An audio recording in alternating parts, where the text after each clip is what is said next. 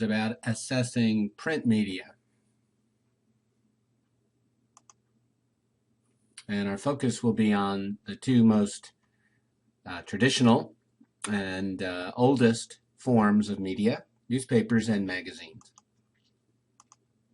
So your objectives as we review this material are first to understand the strengths and weaknesses of print, to understand the types of print media, and understand the types of print ads.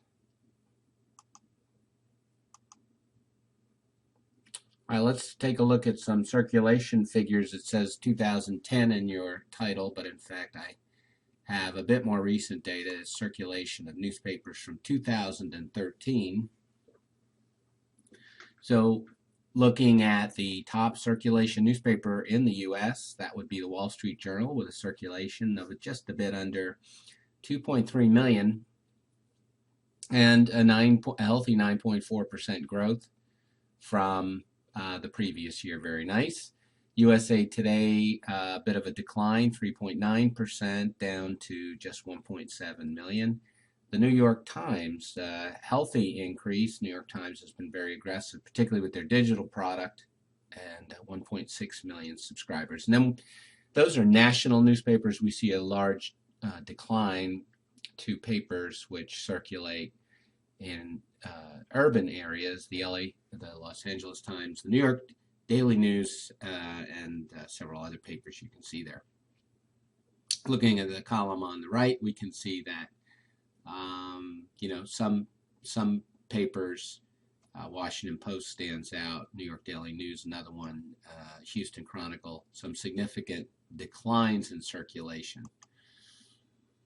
Okay, now let's take a look at newspapers and evaluate their strengths, and we'll do so from the perspective of strengths for advertisers. So whether you read or don't read a newspaper, the issue that we want to look at is their strengths as an advertising medium. And the first thing we're going to see is newspapers are credible. So people believe that newspapers can be believed, and they also tend to trust the advertisements in newspapers. In fact, people asked to rate where the most believable ads are found across all media categories tend to rate newspapers as the top. Second is reach.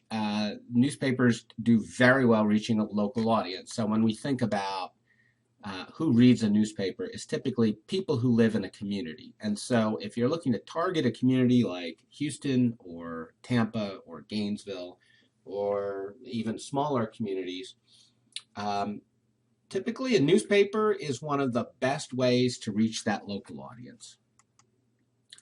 Newspapers are also timely. Of course, digital products are updated throughout the day.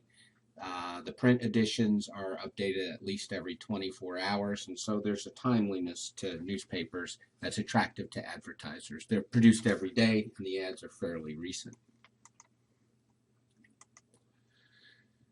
Newspapers, as I've suggested earlier, are credible sources of information relative to some others, particularly the internet, or I should say unbranded internet content. On the downside, unfortunately, there are several problems with newspapers. First of all, newspapers do not help select an audience, and that's a problem. When you are trying to reach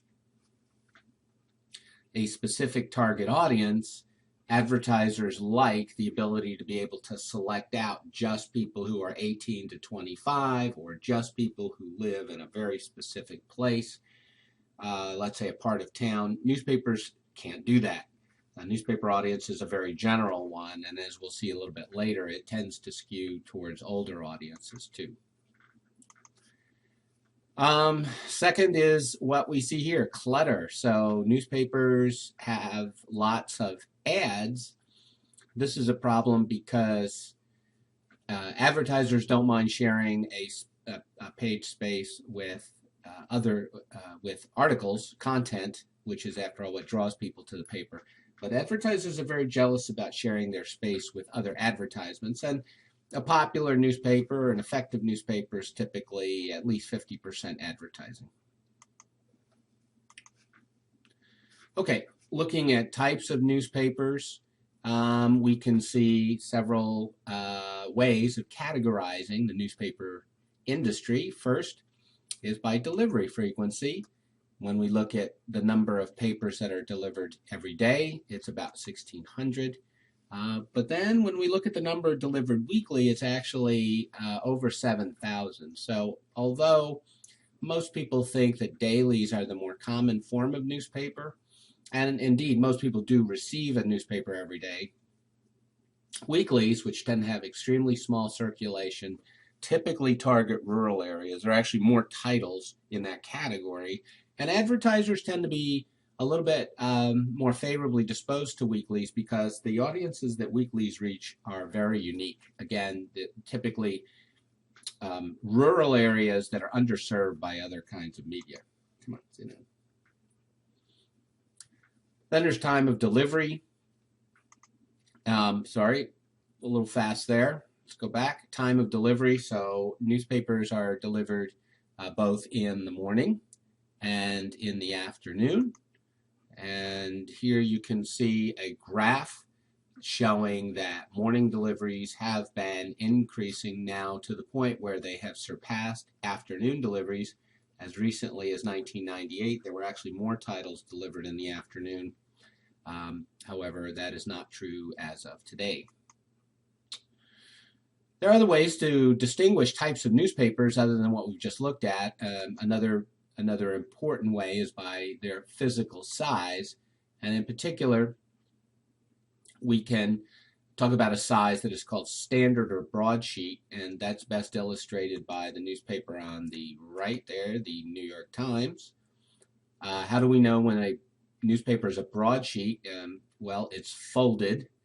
It comes delivered to us folded over, so that typically in a newspaper vending machine, for example, you'd only see the top half of the New York Times.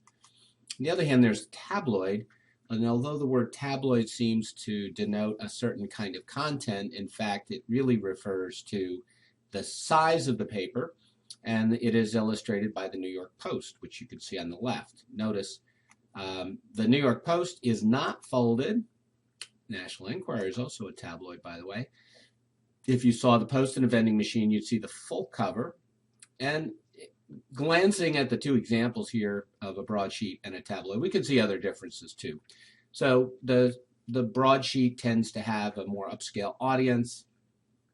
It's more print heavy, relies less on photography. The tabloid is a bit more sensationalistic. You see a sports story on the front page of the New York Post. And the bright colors, the provocative headlines, that's classic tabloid. When we think about types of newspapers, we can also think about the kinds of ads that appear in newspapers. And so one type of advertisement is display ads. Display ads are the conventional ones that you see. They come in a variety of sizes. As your book points out, there's now a way of doing standard advertising units. So an advertiser can buy an ad size knowing exactly what he's getting. 87% of the advertising in display ads of newspapers is local advertisers, that is, advertisers who exist in the community of the newspaper. And the 13% that remains, national advertising, comes at a premium. So you can see national advertisers are charged 60% more for what they do. Then we have classified ads, and classified ads used to be a huge moneymaker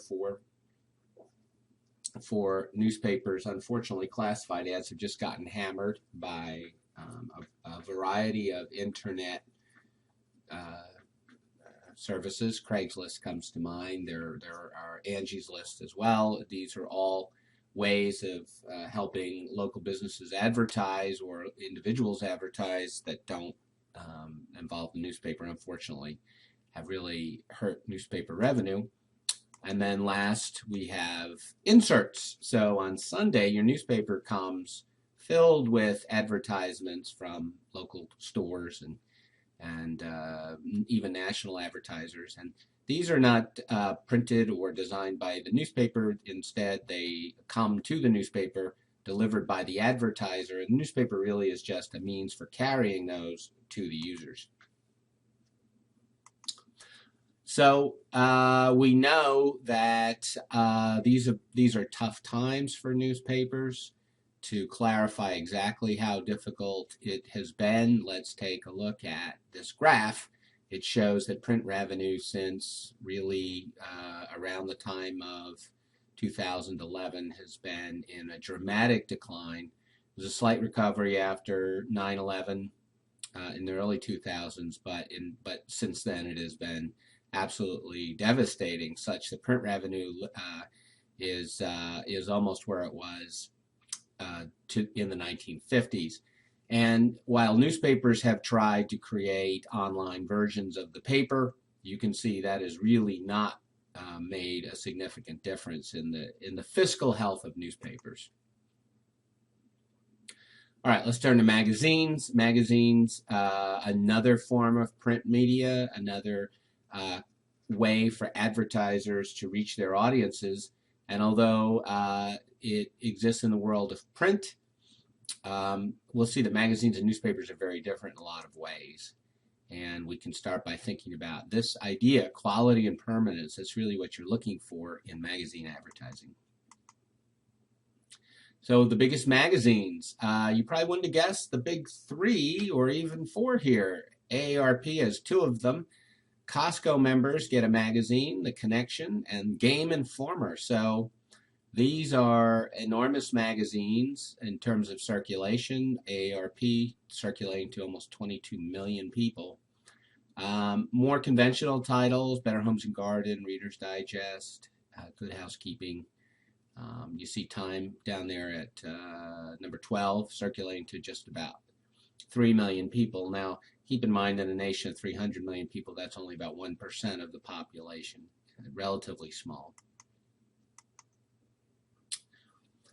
One of the things that magazines can do pretty well is help with costs, especially for advertisers who have a very clear target market in mind. So let's imagine for a moment you would like to sell a product to people with very young children, people with children less than a year old. Well, we have Baby Talk for you. So in most cases, people will not be subscribing to Baby Talk for their entire life, or perhaps they'll only encounter Baby Talk in doctor's offices and baby retail locations. Good news is advertising is pretty cheap. You can see the cost for a 14-word ad is $55 a word. And for that, you'll get a circulation of about 2 million. And it's estimated that the readership is 5 million. What's the difference? People share issues of the magazine. So, for example, if they're in doctor's offices, obviously lots of people see the magazine and get a chance to be exposed to the ads. So the cost per 1,000, if we use readership as our standard, is just 14 cents for 1,000 readers. Obviously, that's for a very short text ad, but even display ads in a magazine like that could be very cost effective. So, again, to make that point, 14 words is not a lot, but 14 cleverly constructed words might just mean good business. So what are the advantages of magazines? Well, first of all, we have selectivity. Magazines do a good job of identifying niche audiences. You see Teddy Bear magazine down there at the bottom right. You see a gaming magazine next to it to its left. These are magazines that are very effective with lifestyles. Ads in magazines are beautiful. They're beautifully designed, and they're printed on great high-quality paper, beautiful ink. Magazine ads tend to be gorgeous. We have unmatched permanence, so people hold on to their magazines, sometimes even save them. Growing up in my household, National Geographic magazines never actually left the house. They were simply stored in the basement. And some other magazines, prestige. So there are certain titles, for example, that are extremely prestigious. They are quite exclusive in terms of accepting advertisements. They turn away many advertisers who don't fit with the image of the magazine, and as a result, the ones who make the cut are kind of the creme de la creme. Magazines have good secondary readership, which means circulation underestimates actual readership. Be a little bit more specific about that in a moment. Magazines do have drawbacks, however. Editorial currency is poor, by which I mean the news in a magazine is old, and it's one of the reasons why Time magazine and other news weeklies have struggled is it's kind of yesterday's news compared to what you can get on the internet. And the ads are even older. So frequently the advertising for a magazine is locked up 3 months in advance for a monthly magazine. And advertisers don't like that because a lot can change in 3 months, right? The economy can go south, or a news event may make your ad inappropriate. There's just a variety of things that make waiting that long problematic for advertisers. Magazines do a poor job of local reach. So here in Gainesville, whereas the paper will reach a good percentage of the target audience, any particular magazine title is not likely to reach many people. And magazines are especially weak at frequency. So it's probably the greatest drawback of magazines is that you can't build frequency with magazines because they only appear weekly or monthly. You might run 100 television commercials in the time a second issue of a magazine is going to show up for someone. And clutter is here too, as we saw with newspapers, especially in the best-selling titles. Once again, over 50% of the pages are advertisements. Other drawbacks for magazines is that circulation has been in decline for a lot of titles, and that's especially true at the newsstand. Now, if I asked you who's a more valuable reader for an advertiser, a person who buys it at, it says newsstand, but we really mean retail. It could be a grocery store, the airport, whatever. A person who buys that issue at the newsstand, or a person who subscribes to the magazine. A lot of people think subscribers are more valuable, but actually the person who buys that magazine retail is the more valuable reader to an advertiser. Why? Because that person paid full cover price, largely on the basis of thinking there was something in the magazine they wanted to read, and that makes that reader very high in involvement. Whereas somebody who subscribes may never actually read the issue they get through the mail, may not have time, might have been a gift subscription, they might not read any of them. All of those are possibilities. So 9 out of 10 people say they read magazines occasionally, which is good. I mentioned I would talk about secondary readership for magazines, and it is high, about almost 5 readers for every issue of a magazine, which is quite good. There are categories of magazines as well. Let's take a look and find out what those are. So magazines are divided by content. There's general or consumer magazines, which are the kind that you and I read for the most part, the ones who target us in our daily life.